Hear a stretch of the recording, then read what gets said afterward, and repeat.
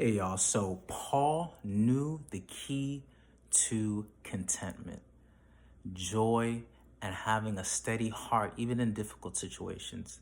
So I was struggling with joy and, what is the joy of the Lord? And the Lord brought me to Philippians, and I began to read Philippians. And throughout this process, I began to see how Paul was in a situation where he's expected to go town to town, spread the good news to the Gentiles, and he finds himself, of all places, in prison, right? How do you share good news if you're in prison?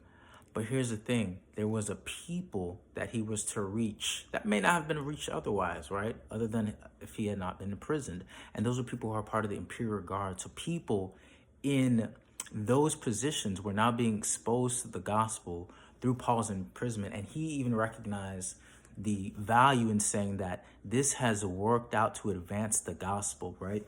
There's one part he says in Philippians 1 here in 18, part where says, "Yes, I will rejoice, for I know that through your prayers and the help of the Spirit of Jesus Christ, this will turn out for my deliverance, as it is my eager expectation and hope that I will not be ashamed, and that with full courage, now and always, Christ will be honored in my body, whether by life or by death."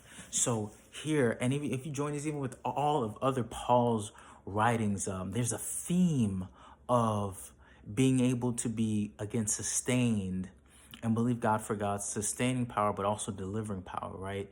Where in Romans, that all things work together for good. So all of the things that happen in our lives can work together for good for those who love the Lord and call according to his purpose, right? And then in 1 Corinthians 15, he gives us the exhortation, but thanks be to God who gives us the victory through our Lord Jesus Christ. And this was even said over my community that I'm a part of, and that when I rise, I wake up in victory. When I put my head down, I go to bed in victory. When I rise again, I wake up in victory. There's a state of perpetual victory because of what Jesus has done. And so as we find ourselves in different situations, uncomfortable situations, the key to our steady heart, the key to not being up and down in our emotions, is realizing that God has given us grace for the difficulty, but also grace to be delivered out of the difficulty, right?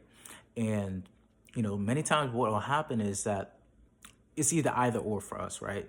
We believe God will sustain us and give us grace for now, but we don't have enough faith for deliverance. Or we have people who have faith for deliverance, but they don't have the faith, patience to be kept in the difficult situation, knowing God is working through things, because all things work together for good. So Paul had a revelation. He had an understanding here in which I can believe for both.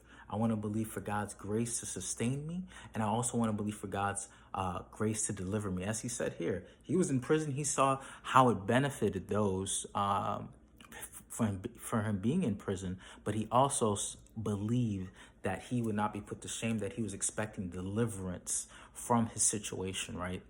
And I think that's what we have to do as believers, is bring those two together so that we can be whole when it comes to the different situations that we face. And here's the thing, I'm putting this into practice even right now, knowing that God is our refuge. He is our strength. He's our safe space, right? So when there's all this chaos going around, his name is a place where we can find safety, right? Where we can find rest. And God is inviting us, if we're in these situations that are not ideal, God can keep us, but he also can deliver us. And what that does is keeps our heart ready for God to move now in our present as a keeping and a deliverer, as well as in our future as a keeper and a deliverer. And so that when the lies come or our own thoughts come to say otherwise, we're putting our hearts perpetually in a spotlight of truth, right? For guard our heart through all diligence, for out of it for the issues of life, or based off of where our heart is, our direction of our life will be. As we expose our heart to the truth, that knowing God can keep us in a thing, and also God can deliver us from a thing, we will be more stable as we go about these different things. And the other thing I thought about was reminding ourselves about praise, right? Praise of worship, knowing that worship is how we warfare, right? It's a way of pushing back against the enemy. But it also, worship is a tool by which we also receive, we're consoled, right? We receive therapy, if I use more common language here. And, we think about Saul's situation as David played, right? So whether it's a song that we sing, whether it's a melody that we play, we can't let our worship be taken, be snatched, be held captive because of a situation, right? And again, I find myself in very uncomfortable situations, even at work. But here's the thing. I continue to put myself in a place of reminding myself of who God is, his ability to keep me, and his ability to deliver me. So definitely be blessed and be encouraged, believers, as you find yourself in different situations. Here's the key to contentment. Here's the key to joy, knowing God is a keeper as well as a deliverer.